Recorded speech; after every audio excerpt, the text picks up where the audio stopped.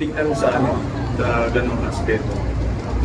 Gaya ng sinasabi ko, sa women's division, sila na yung mga again, naglalaro pa ako dyan sa USD, si Coach Nabil na to. So, pakiramdam lang nito, parang sa volleyball community, parang parang tito ko na siya o tatay ko na siya dito sa volleyball talaga. Masarap lang din yung feeling na alam mo na na very humble si Coach Nabil dun sa the way siya mag-treat kami na ng mga junior coaches. Yeah.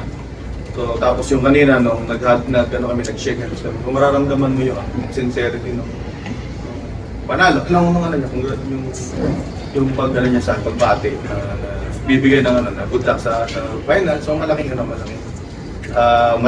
bagay para sa amin na parang binibless yung PSC kasi ng PSC. Parang tunin ko na yung kampiyonato.